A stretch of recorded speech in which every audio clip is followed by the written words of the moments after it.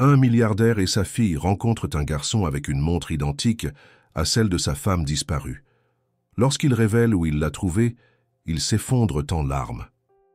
Les premières lueurs de l'aube traversèrent les fenêtres, hôtes du petit appartement de Victor Morel, déposant sur le parquet usé des ombres fugaces. À 37 ans, Victor menait une vie ordinaire, rythmée par les horaires exigeants de son travail d'archiviste dans une bibliothèque universitaire de Lyon. Il aimait l'ordre, la précision et, surtout, la tranquillité.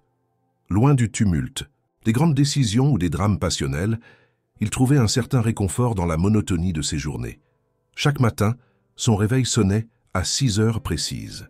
Il préparait un café serré, ouvrait distraitement un livre en dégustant quelques tartines beurrées, puis enfilait son manteau pour affronter la brise matinale.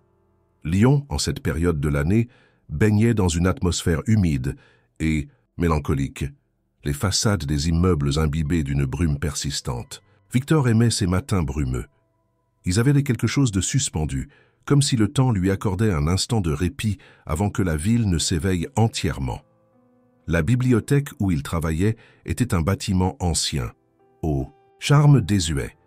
Les archives étaient situées dans les sous-sols, une enfilade de pièces poussiéreuses où s'empilaient des documents, des journaux et des manuscrits que peu de personnes consultaient encore. C'était dans ces sous-sols qu'il passait la majorité de son temps, plongé dans la classification méticuleuse des archives.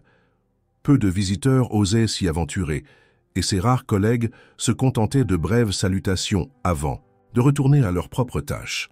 Ce matin-là, alors qu'il parcourait les rayonnages, un détail attira son attention.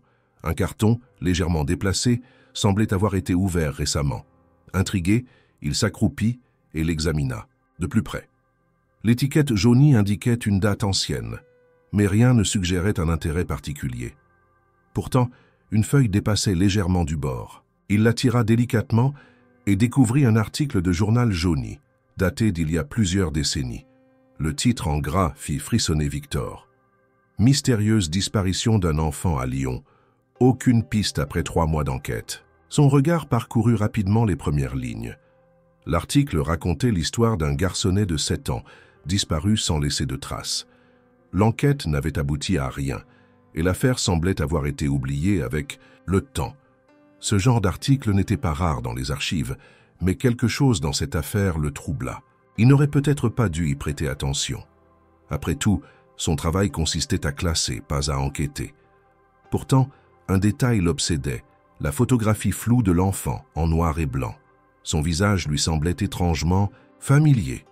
Une impression tenace s'installa en lui. Il replia précipitamment l'article, le glissa dans sa poche et referma le carton. Tout en remontant l'escalier menant à la salle principale de la bibliothèque, il sentit une légère sueur perler sur sa nuque. Il ne savait pas encore pourquoi, mais il avait le pressentiment que cet article n'était pas tombé entre ses mains par hasard. Victor sortit précipitamment de la section des archives, l'article plié dans sa poche brûlant contre sa cuisse. L'air lui manquait soudainement, comme si le sous-sol de la bibliothèque s'était refermé sur lui.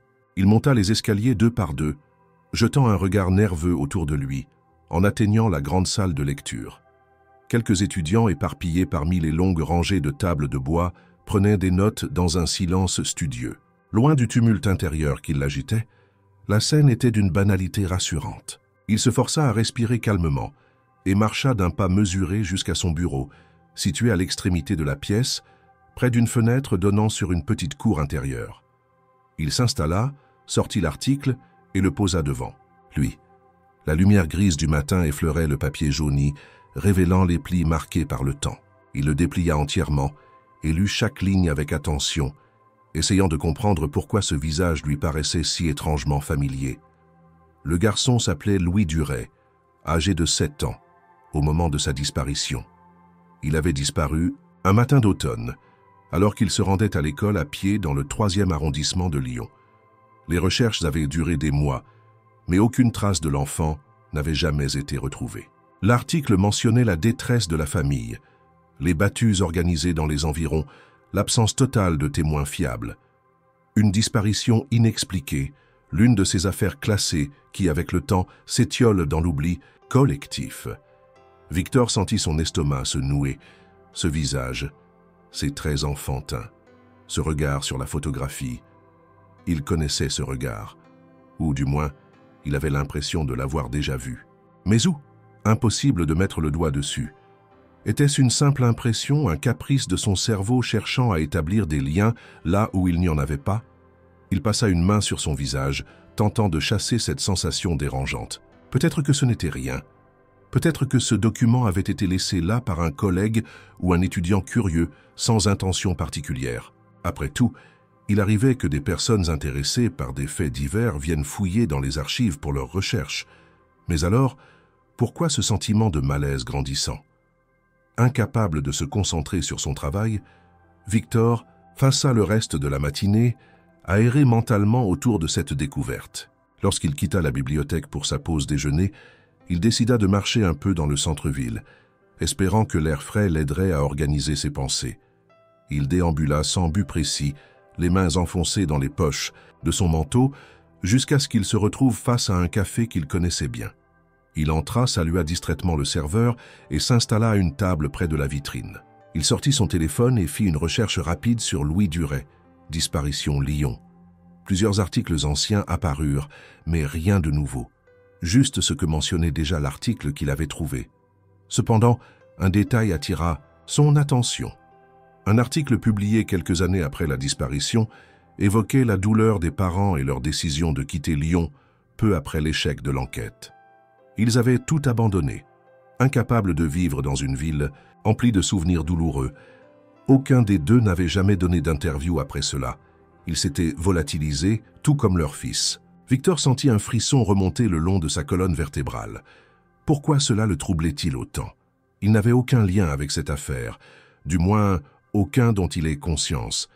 Mais alors pourquoi son cœur battait-il si fort? Il ferma les yeux un instant, tentant de calmer cette angoisse sourde qui montait en lui. Peut-être devait-il tout simplement oublier cet article, le remettre à sa place et passer à autre chose. Après tout, ce n'était pas son histoire. Et pourtant, quelque chose en lui refusait de lâcher prise. Victor fixait l'écran de son téléphone, relisant encore et encore les maigres informations disponibles sur la disparition de Louis Duret. L'article qu'il avait trouvé dans les archives ne contenait pas de détails supplémentaires, seulement une version synthétique de ce que tous les médias avaient déjà rapporté à l'époque. Pourtant, il ne pouvait s'empêcher d'avoir la sensation qu'un élément essentiel lui échappait, quelque chose d'enfoui au plus profond de sa mémoire, dissimulé sous des années d'oubli. Il ferma les yeux et tenta de se concentrer. Pourquoi ce visage lui semblait-il familier? Il fouilla dans ses souvenirs d'enfance, cherchant un lien, une réminiscence, un écho du passé qui expliquerait cette étrange impression. Mais rien ne lui venait. Sa propre enfance lui apparaissait comme un puzzle incomplet, composé de bribes d'images floues, de sensations diffuses et de sons indistincts. Il se souvenait de la maison où il avait grandi, une bâtisse modeste dans une petite commune à une trentaine de kilomètres de Lyon. Il voyait des images de son père, un homme sévère et silencieux, et de sa mère, une femme discrète, toujours, absorbée par ses tâches quotidiennes. Il n'avait que très peu de souvenirs précis de ses premières années, comme si son esprit avait volontairement effacé cette période de sa vie. Un détail le frappa soudainement. Il n'avait aucune photo de lui enfant, aucune image de ses anniversaires, aucune trace des premiers jours d'école, aucun cliché de vacances en famille. Ce constat le perturba profondément. Il savait que certaines familles n'étaient pas particulièrement portées sur la photographie, mais cela lui semblait anormal. Il n'avait jamais vraiment pris le temps d'y réfléchir, acceptant sans questionner l'absence de souvenirs tangibles de son passé. Il laissa échapper un soupir et rangea son téléphone. Peut-être que son esprit lui jouait des tours. Il était fatigué, sans doute influencé par la nature troublante de cette affaire. Il devait cesser d'y penser, se concentrer sur son travail et reprendre le cours normal de sa vie. Mais au fond de lui, il savait que c'était impossible. Le soir venu, de retour dans son appartement, il ressentit un étrange malaise. L'espace lui semblait plus étroit que d'habitude, les ombres plus épaisses, comme si une présence invisible pesait sur lui. Il tenta de se convaincre que ce n'était qu'une conséquence de son trouble intérieur, mais une sensation persistante lui nouait l'estomac. Il décida de fouiller dans ses affaires personnelles, à la recherche d'un élément pouvant confirmer ou infirmer ses souvenirs. Il ouvrit une vieille boîte en carton qu'il conservait dans son placard, rempli de documents, de lettres et de quelques objets d'enfance. Il en sortit un carnet à la couverture abîmée, qu'il reconnut comme étant celui de sa mère. Il l'avait toujours gardé sans jamais prendre le temps de le lire. Il tourna les pages avec précaution, découvrant une écriture fine et élégante. La plupart des notes semblaient anodines, des listes de courses, des annotations sur la météo ou des pensées éparses. Mais à une date précise, une phrase attira son attention. « Il faut que tout disparaisse. » Qu'il ne se souvienne de rien. Victor sentit son cœur s'accélérer. Il relut la phrase plusieurs fois, incapable d'en comprendre le sens exact. De quoi sa mère parlait-elle? Et surtout, de qui parlait-elle? Le doute s'immisça en lui comme un poison insidieux. Depuis toujours, il avait accepté son passé sans jamais chercher à en savoir plus. Mais et si une partie de son histoire lui avait été délibérément cachée? Il referma lentement le carnet, sentant que cette découverte n'était que le début d'une vérité bien plus troublante. Victor referma le carnet d'un geste lent, les doigts légèrement tremblants. La phrase de sa mère résonnait dans son esprit comme une cloche lointaine, un avertissement venu du passé. Il faut que tout disparaisse, qu'il ne se souvienne de rien. Ces mots étaient gravés d'une écriture nerveuse, presque hachée, comme si elle les avait écrits dans un moment d'agitation ou de crainte. Il se força à respirer profondément. Peut-être que ce n'était rien. Peut-être parlait-elle d'un événement anodin, d'un objet perdu, d'un mauvais souvenir, à effacer. Mais alors pourquoi ce malaise grandissant dans son ventre, cette impression que tout cela le concernait directement? Il passa une main sur son visage, tentant d'organiser ses pensées. Il devait en savoir plus.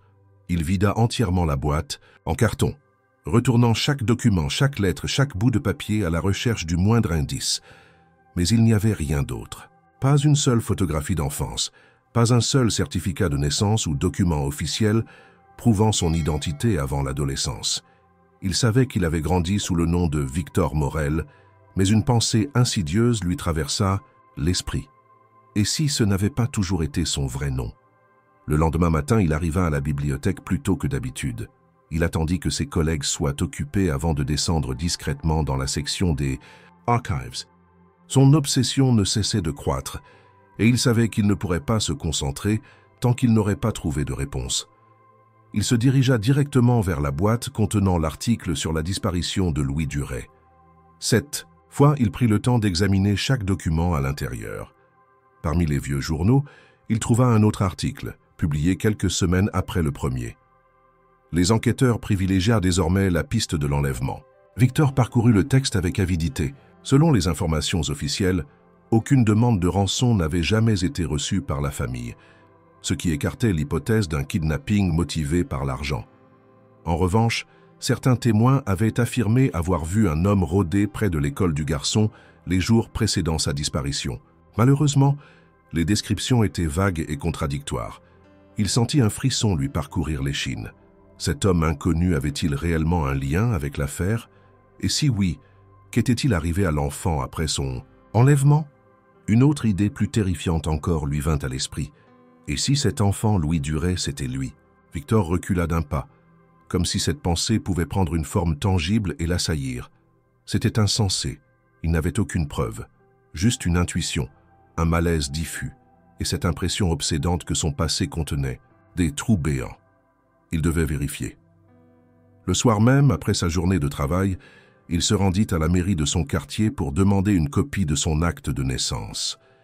Il patienta nerveusement dans la petite salle d'attente, écoutant le bruit des claviers et le murmure des employés en arrière-plan. Lorsque son nom fut appelé, il s'avança vers le guichet, un léger tremblement dans la voix. « Bonsoir, j'aimerais obtenir une copie intégrale de mon acte de naissance, s'il vous plaît. » L'employé hocha la tête, lui demanda quelques informations et tapa sur son clavier. Victor observa son expression, cherchant le moindre signe d'anomalie. Après quelques secondes, elle fronça légèrement les sourcils. « Vous êtes né en quelle année déjà ?» demanda-t-elle. « En 1985. » Elle resta silencieuse un instant, avant de lever les yeux vers lui. « Il y a un souci, monsieur Morel. Je ne trouve aucun acte de naissance à votre nom enregistré cette année-là. » Victor sentit son estomac se tordre. « Ce n'est pas possible, » murmura-t-il. L'employé sembla hésiter, puis reprit « Il existe bien un dossier à votre nom, mais il a été enregistré en 1992, pas en 1985. Victor sentit le sol se dérober sous lui en 1992. Cela signifiait que son identité actuelle n'avait été officialisée que 7 ans après sa supposée naissance. Alors qui était-il avant cette date? Et pourquoi ce changement? Il sortit de la mairie en titubant légèrement, le souffle court. Sa tête bourdonnait sous l'afflux de questions. Il n'y avait plus de doute possible, une partie de son passé lui avait été délibérément cachée, et il était déterminé à découvrir la vérité, quelle qu'elle soit. Victor marchait dans les rues de Lyon sans réellement prêter attention à son trajet. Ses pas étaient mécaniques, guidés uniquement par le chaos de ses pensées. Son acte de naissance n'avait été enregistré qu'en 1992. Cela signifiait qu'avant cette date, administrativement, il n'existait pas. Il avait toujours cru être né en 1985, mais ce simple document venait de remettre en question toute son identité. L'air était froid, mordant, mais il ne le sentait pas. Il avançait hanté par une seule obsession, comprendre. Il avait besoin d'explications, de preuves, quelque chose de tangible pour éclairer ces zones d'ombre qui s'accumulaient autour de lui. Son premier réflexe fut de se tourner vers les seules personnes qui auraient pu répondre à ses questions, ses parents. Mais ils étaient morts depuis plusieurs années. Son père avait succombé à un infarctus et sa mère s'était éteinte. Quelques mois plus tard, rongé par une maladie dont il n'avait jamais cherché à connaître les détails. À l'époque, il avait simplement accepté leur disparition comme un cycle naturel de la vie. Aujourd'hui, il réalisait qu'ils étaient les seuls à pouvoir lui dire la vérité. Il rentra chez lui, le cœur battant à un rythme irrégulier, et se dirigea immédiatement vers l'armoire, où il conservait quelques documents familiaux. Il en sortit un vieux dossier contenant divers papiers administratifs, factures, certificats, testaments. Il espérait y trouver quelque chose qui pourrait l'aider à remonter le fil de son passé. Après plusieurs minutes de fouille, il tomba sur un document qui attira immédiatement son attention, un jugement d'adoption. Il sentit un frisson glacé lui parcourir l'échine. Les noms inscrits sur le document étaient ceux de ses parents, mais un détail le frappa de plein fouet. L'enfant adopté était enregistré sous le nom de Victor Morel, avec une date d'adoption correspondant précisément à l'année 1992. Son souffle se coupa. Cela signifiait qu'avant cette année-là, il n'était pas Victor Morel, il était quelqu'un d'autre. Sa vision se brouilla un instant sous l'effet du choc. Il s'efforça de lire le reste du document, cherchant l'identité qu'il portait avant cette adoption, mais cette information restait introuvable. Tout ce qu'il voyait, c'était une série de numéros administratifs sans le moindre nom d'origine. Il referma brutalement le dossier, les mains moites. Ses parents lui avaient menti toute sa vie. Ils lui avaient caché ses véritables origines, lui avaient fait croire qu'il était leur fils biologique, alors qu'en réalité il avait été adopté à l'âge de 7 ans. Et étrangement, cette adoption correspondait à l'année suivant la disparition de Louis Duret. Une angoisse sourde s'empara de lui. Et si... Non, ce n'était pas possible. Il se leva d'un bond et se dirigea vers son ordinateur. Il devait en savoir plus sur cette adoption. Il se connecta au site de l'administration publique et tenta d'accéder à son dossier, mais une notification apparut sur l'écran. Accès restreint. Veuillez contacter les services concernés. Un mur, un obstacle de plus. Il ferma l'ordinateur avec frustration. Il avait besoin d'une autre approche. Il lui restait une seule option, retrouver la trace de la famille Duret. S'ils étaient encore en vie, il pourrait peut-être confirmer ou infirmer ses craintes. Il passa plusieurs heures à fouiller sur Internet, cherchant des informations sur les parents de Louis. Il trouva finalement une piste dans un vieil article de presse mentionnant qu'ils avaient quitté Lyon pour s'installer dans une petite ville du sud de la France. Il nota l'adresse approximative et prit une décision irrévocable. Il irait les voir en personne. Il devait savoir, peu importait la réponse, peu importait la douleur qu'elle pourrait engendrer. Il était prêt à affronter la vérité, quelle qu'elle soit. Victor n'avait jamais pris une décision aussi rapidement de toute sa vie. D'ordinaire, il pesait le pour et le contre, analysait chaque situation sous tous les angles avant d'agir. Mais cette fois, il n'y avait plus de place pour l'hésitation. Il avait réservé un billet de train pour le lendemain matin, direction le sud de la France, là où les Duret s'étaient installés après la disparition de leur fils. Il n'avait pratiquement pas dormi cette nuit-là.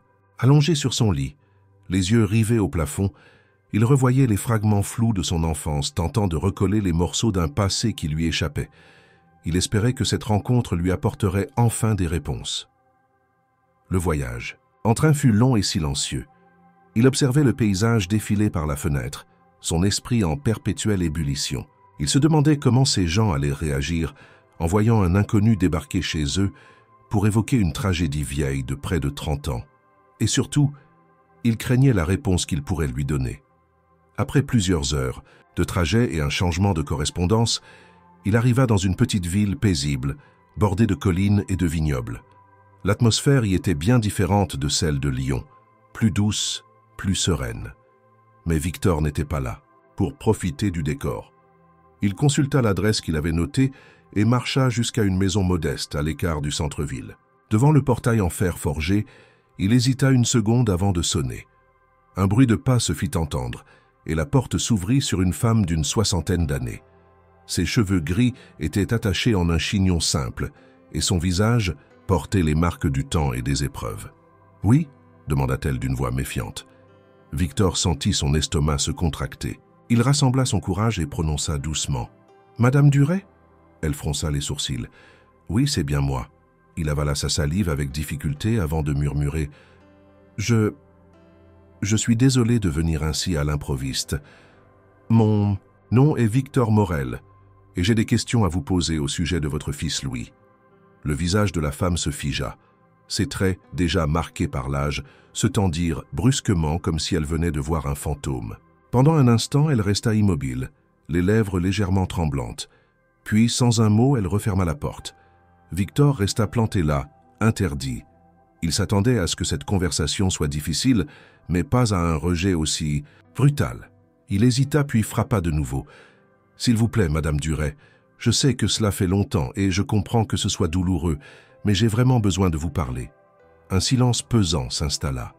Il s'apprêtait à renoncer lorsque la porte s'entr'ouvrit légèrement. « Allez-vous-en, murmura-t-elle. »« Je crois que je suis votre fils, lança Victor avant même de réfléchir. » Les yeux de la femme s'écarquillèrent sous le choc. Elle resta figée quelques secondes, puis ouvrit la porte en grand, le regard empli d'un mélange d'émotions contradictoires. « Qu'avez-vous dit ?» Victor sentit ses jambes faiblir. Il venait de prononcer ces mots presque malgré lui, et pourtant, au fond de lui, il savait qu'ils étaient vrais. « Je pense que je suis Louis, votre fils disparu. » Elle porta une main tremblante à sa bouche. Ses yeux brillèrent d'une lueur qu'il ne sut définir. Espoir, terreur, incrédulité. Puis, d'une voix à peine audible, elle souffla « Entrez !» Victor franchit le seuil de la maison avec une hésitation à peine dissimulée. L'intérieur était simple mais chaleureux, rempli de souvenirs d'une vie dont il ignorait tout. Des cadres jonchèrent les meubles et les murs, témoignant d'instants passés, mais il n'osa pas encore les observer en détail.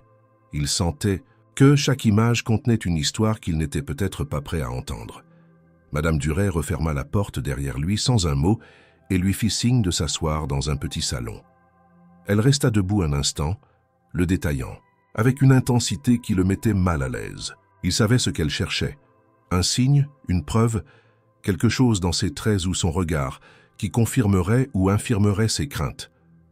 Elle finit par prendre place en face de lui, posant ses mains tremblantes sur ses genoux. « Répétez ce que vous avez dit », demanda-t-elle d'une voix à peine audible. Victor sentit sa gorge se nouer. Il savait que ce qu'il s'apprêtait à dire allait bouleverser cette femme d'une manière irréversible, mais il était venu chercher des réponses. Il ne pouvait plus reculer. « Je crois que je suis Louis, votre fils disparu. » Un silence de plomb s'abattit sur la pièce. Madame Duret ferma les yeux, inspira profondément et resta immobile un long moment. Puis enfin, elle parla, la voix brisée par une émotion contenue. « Mon fils a disparu il y a presque 30. Pendant des mois, nous avons cherché, espéré, supplié, mais personne n'a jamais rien trouvé. » Victor déglutit avec difficulté. « J'ai grandi sous le nom de Victor Morel, mais il y a des choses qui ne collent pas. Mon acte de naissance n'a été enregistré qu'en 1992, et il y a cette phrase écrite par celle que je croyais être ma mère adoptive. Il faut que tout disparaisse, qu'il ne se souvienne de rien. » Madame Duret releva brusquement la tête, les yeux embués de larmes. « Mon Dieu !» Victor continua, les mains moites, le souffle court. « Je n'ai aucun souvenir de mon enfance avant mes 7 ans. Pas une seule image. Et en découvrant votre histoire, tout a commencé à prendre un sens. La femme porta une main tremblante à sa bouche, luttant contre l'émotion. Mon fils avait une petite cicatrice sur le poignet droit, à cause d'une chute sur du verre brisé quand il avait 5 ans. Victor sentit son cœur cogner violemment dans sa poitrine.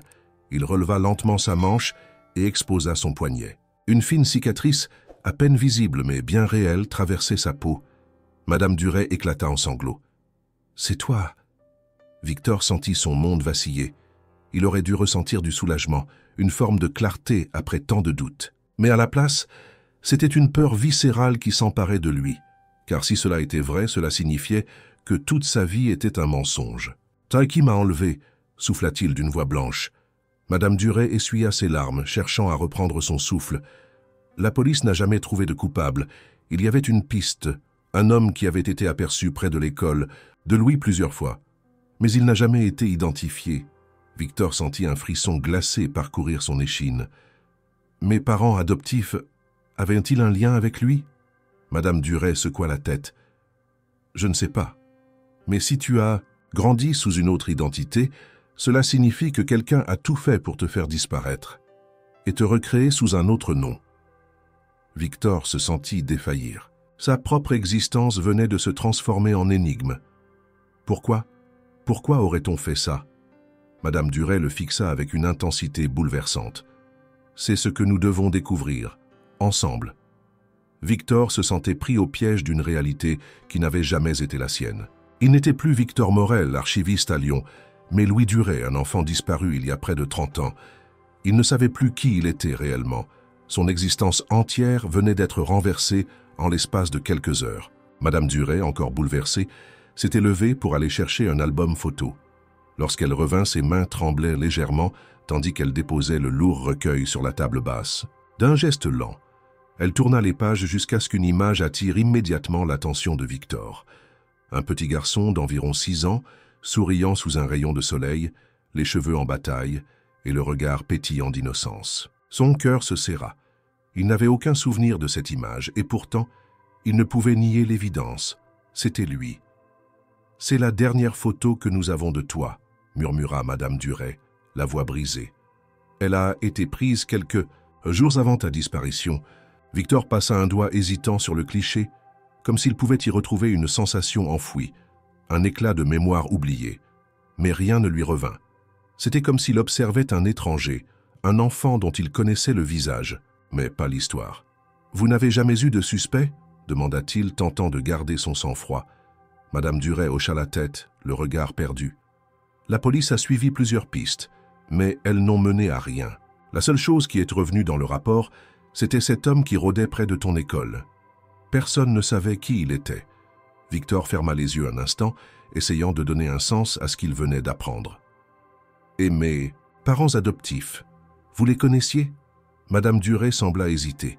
« Non, pas sous leur véritable identité en tout cas. Nous avons vécu à Lyon pendant des années, et jamais nous n'avons entendu parler d'eux avant aujourd'hui. » Victor sentit une vague d'angoisse monter en lui. Alors comment ont-ils pu m'adopter sans que personne ne fasse le lien? Madame Duret posa une main sur son bras, un geste instinctif, protecteur. C'est ce que nous devons découvrir. Ils passèrent le reste de la journée à éplucher les vieux articles, les rapports de police que Madame Duret avait conservés, mais tout semblait avoir été soigneusement effacé avec le temps. Il n'y avait aucune trace de ce qui lui était arrivé entre le jour de sa disparition et celui où il était officiellement devenu Victor Morel. Le soir venu, alors que Victor s'apprêtait à regagner son hôtel, Madame Duret lui prit doucement la main. « Je ne te laisserai pas repartir sans t'aider à retrouver la vérité. » Il hocha la tête, conscient que cette quête ne faisait que commencer. Victor passa une nuit agitée dans sa chambre d'hôtel. Le poids des révélations l'empêchait de trouver le sommeil. Il s'était couché avec l'espoir que la fatigue l'emporterait, mais son esprit tournait en boucle autour des mêmes questions. Qui l'avait enlevé? Pourquoi? Comment ses parents adoptifs avaient-ils réussi à masquer son identité sans éveiller les soupçons? À l'aube, il se leva, l'esprit embrumé mais résolu à poursuivre son enquête. Il retourna chez Madame Duret, qui l'accueillit avec une expression mêlée d'émotion et de détermination.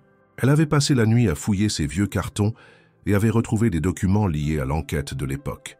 « Je n'ai jamais cessé de chercher », dit-elle en déposant une pile de dossiers sur la table.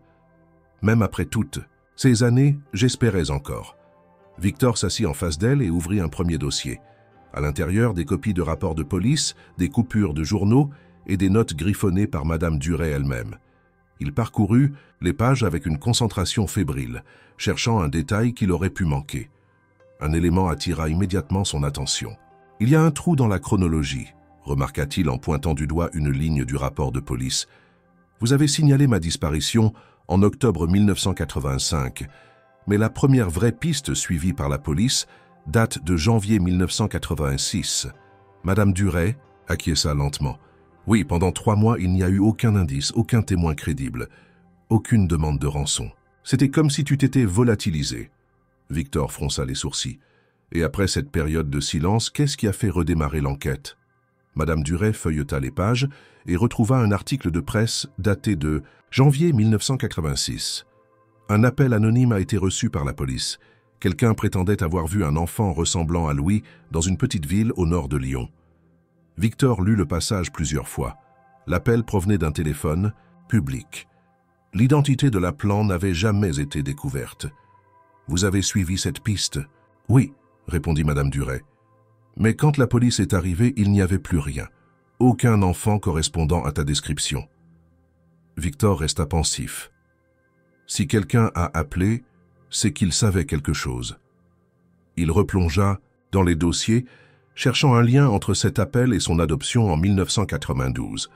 Mais plus il cherchait, plus il réalisait qu'une grande partie des informations semblait avoir disparu. « Les rapports de suivi de l'enquête s'arrêtent brusquement », fit-il remarquer. Madame Duret hocha la tête. « C'est ce qui m'a toujours troublé. La police a continué officiellement les recherches, mais on a l'impression que quelque chose s'est effacé avec le temps. » Victor inspira profondément. « Je dois trouver des documents officiels sur mon adoption.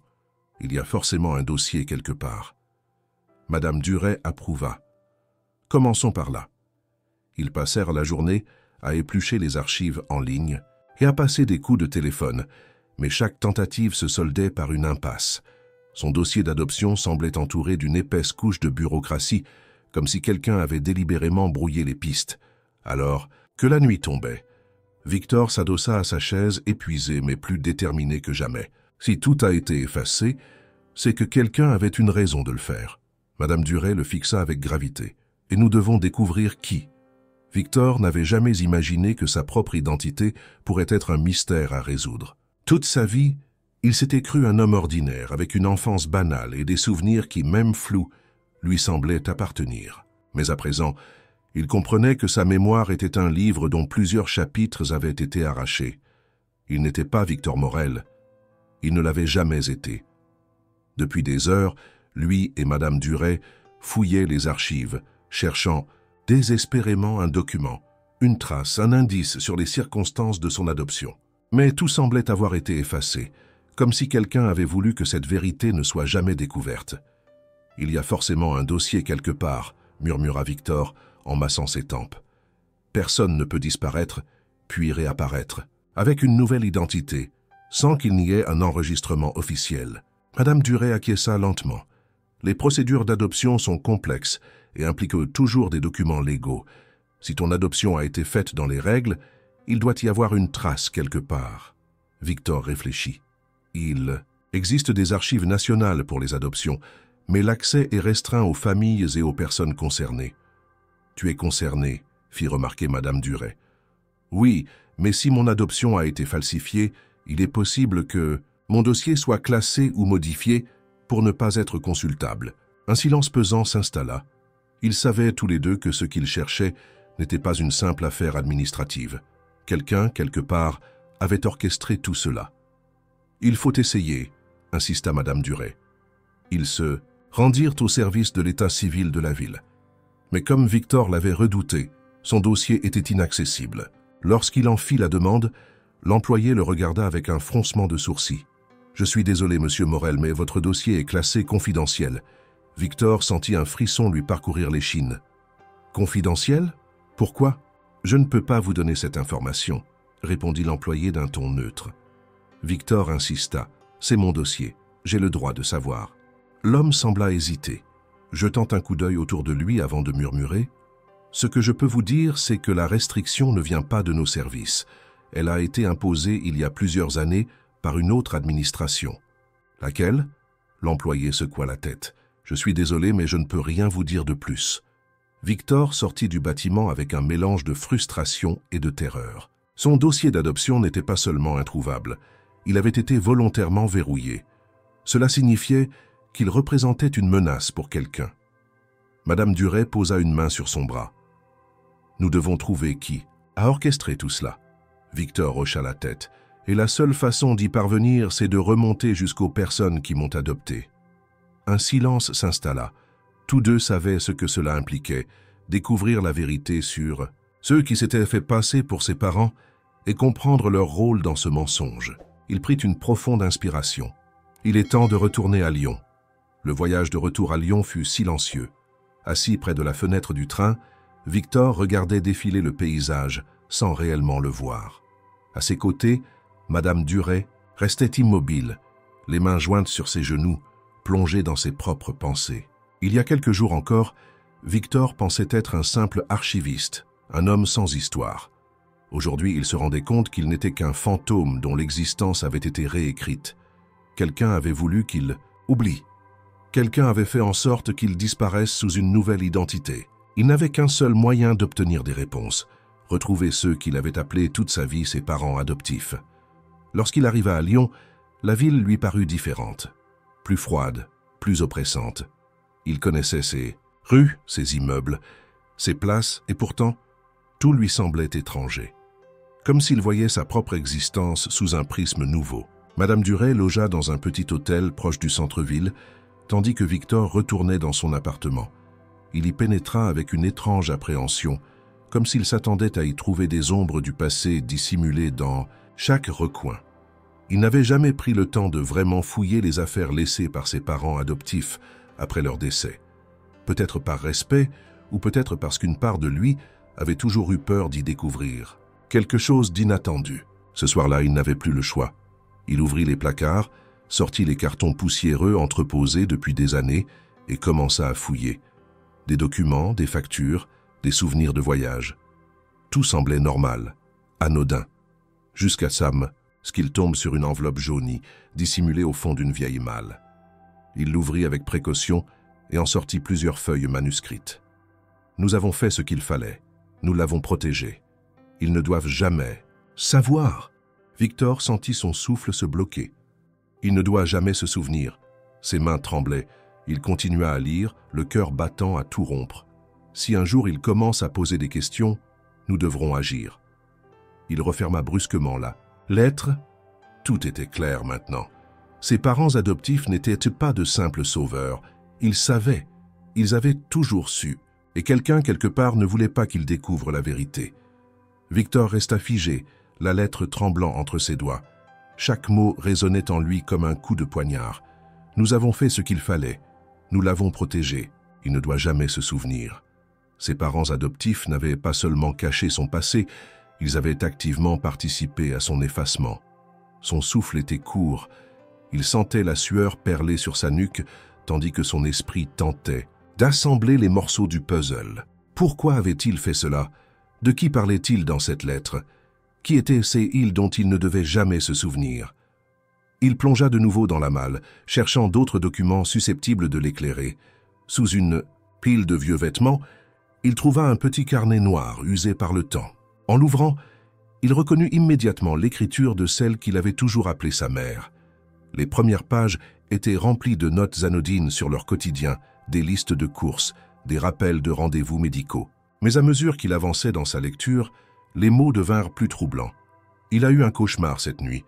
Il a prononcé un nom dans son sommeil.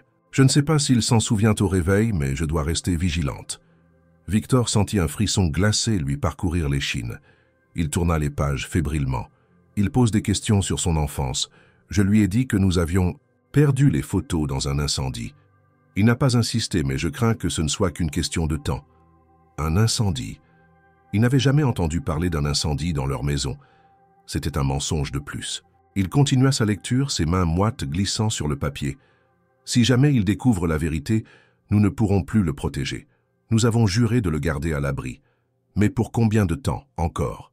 Le carnet s'arrêtait, brusquement là, comme si sa mère adoptive avait cessé d'écrire après cette phrase. Victor se redressa lentement, le regard vide. Tout son corps était parcouru de frissons. Il savait. Ses parents adoptifs savaient exactement qui il était et pourquoi il avait été enlevé. Mais il n'était plus là pour répondre à ces questions. Il devait chercher ailleurs. Sans perdre un instant, il prit son téléphone et contacta Madame Duret. « J'ai trouvé quelque chose », dit-il d'une voix tendue. « Quoi? Une lettre? Un carnet? Des mots écrits par mes parents adoptifs. Ils savaient tout. Ils m'ont caché la vérité pendant toutes ces années. » Un silence pesant s'installa. « Nous devons découvrir pourquoi », murmura Madame Duret. Victor inspira profondément. « Et je crois savoir par où commencer. » Le lendemain matin, ils se rendirent aux archives départementales où étaient conservés les anciens dossiers d'adoption. Bien qu'il s'attendait à trouver des obstacles administratifs, Victor savait qu'il ne pouvait plus reculer. Après plusieurs heures de recherche, ils tombèrent enfin sur un document essentiel, l'acte officiel de son adoption. Mais un détail attira immédiatement leur attention. Le dossier ne mentionnait pas ses parents adoptifs comme seuls responsables de la procédure. Une autre signature figurait sur le document, celle d'un homme dont le nom leur était inconnu. Victor sentit son estomac se nouer. « Qui est-il » demanda-t-il à Madame Duret. Elle le regarda avec gravité. « Il faut le retrouver. C'est peut-être lui qui détient la clé de toute cette histoire. » Victor serra le document entre ses doigts, sentant pour la première fois que la vérité était à portée de main, mais il ignorait encore à quel point elle serait terrible. Victor serrait le document entre ses doigts, son regard fixé sur le nom inconnu inscrit en bas de la page. Cet homme, ce signataire mystérieux, était peut-être la clé de toute cette histoire, un certain Jean-Luc Ferrand. Ce nom ne lui disait rien, mais il savait qu'il devait absolument le retrouver. Madame Duret, à ses côtés, semblait bouleversée par cette découverte. Après des décennies d'incertitude, il touchait enfin à la vérité. « Nous devons savoir qui il est », murmura-t-elle, la voix tremblante. Victor hocha la tête et sortit immédiatement son téléphone pour effectuer une recherche. Après plusieurs minutes, il trouva une piste. Jean-Luc Ferrand était un ancien fonctionnaire de la protection de l'enfance à Lyon. Il avait pris sa retraite il y a une dizaine d'années et vivait aujourd'hui dans un petit village à quelques kilomètres de la ville. Ils décidèrent de ne pas attendre. Sans perdre un instant, ils prirent la route en direction du village indiqué. Le trajet se fit dans un silence tendu. Victor sentait son cœur battre à un rythme irrégulier. Il savait que cette rencontre allait changer sa vie à jamais. Lorsqu'ils arrivèrent devant la maison de Jean-Luc Ferrand, une petite bâtisse en pierre entourée de vignes, Victor hésita un instant avant de frapper à la porte. Quelques secondes plus tard, un vieil homme ouvrit, l'air surpris de voir des visiteurs. Ses yeux fatigués se posèrent sur Victor, et une ombre passa sur son visage. « Vous êtes Victor Morel, n'est-ce pas » demanda-t-il d'une voix rauque. Victor sentit un frisson le parcourir. « Vous me connaissez » L'homme soupira et ouvrit la porte en grand. « Entrez. Il est temps que vous sachiez la vérité. » Ils s'installèrent dans un salon modeste où régnait une odeur de vieux papier et de café froid. Jean-Luc Ferrand prit place dans un fauteuil et les observa un long moment avant de parler. « Vous avez raison de poser des questions, Victor, mais je ne sais pas si vous êtes prêt à entendre ce que j'ai à dire. »« Dites-moi tout, » répliqua Victor d'une voix ferme. L'homme hocha la tête et prit une profonde inspiration. « Vous n'avez jamais été adopté légalement. » Le sol sembla se dérober sous Victor. « Quoi ? Officiellement, votre adoption n'a jamais existé. Tout a été fait dans l'ombre. Votre identité a été falsifiée et enregistrée sous un faux dossier, avec des papiers créés de toutes pièces. » Victor sentit son souffle se couper. « Mais pourquoi ?» Jean-Luc Ferrand baissa les yeux. « Parce que vous étiez en danger. » Un silence pesant s'installa. « Vous avez été enlevé, Louis, mais pas par hasard. Votre disparition était liée à une affaire bien plus sombre. » Victor sentit une sueur froide perler sur sa nuque. « Expliquez-moi. » L'homme prit un instant pour rassembler ses pensées. « À l'époque, j'ai été contacté par des personnes influentes qui m'ont demandé de fermer les yeux sur un dossier. Celui d'un enfant disparu. »« Mon dossier, » murmura Victor. Jean-Luc Ferrand acquiesça. « J'ai compris trop tard que quelque chose de grave se cachait derrière cette demande. Lorsque j'ai essayé d'enquêter, j'ai découvert que plusieurs dossiers d'enfants portés disparus avaient été effacés ou falsifiés. C'est à ce moment-là que j'ai compris que vous n'aviez pas simplement été enlevé, mais placé sous une fausse identité pour disparaître. Victor sentit son estomac se nouer. Qui a fait ça? Jean-Luc Ferrand le regarda avec gravité. Des gens très haut placés, des personnes qui avaient tout intérêt à ce que vous ne soyez jamais retrouvés. Victor sentit un frisson glacé le parcourir. Et mes parents adoptifs? Ils étaient impliqués, répondit Ferrand. Mais je crois qu'ils ont fini par essayer de vous protéger. Ils ont peut-être compris trop tard ce qui se passait réellement. Madame Duret avait les larmes aux yeux. Mais pourquoi Louis? Pourquoi mon fils? Jean-Luc Ferrand soupira. Je ne peux pas répondre à cette question avec certitude. Mais ce que je sais, c'est que son dossier n'était pas le seul à avoir été effacé. Il y en avait d'autres. Victor sentit une rage sourde monter en lui. Et ses autres enfants? L'homme secoua la tête. Disparus. Comme vous. Mais vous êtes le seul que j'ai pu retrouver. Le silence retomba dans la pièce, lourd et oppressant. Victor inspira profondément. Et ces personnes qui... Ça en fait ça, elles sont encore là. Jean-Luc Ferrand le fixa un instant avant de murmurer « Oui.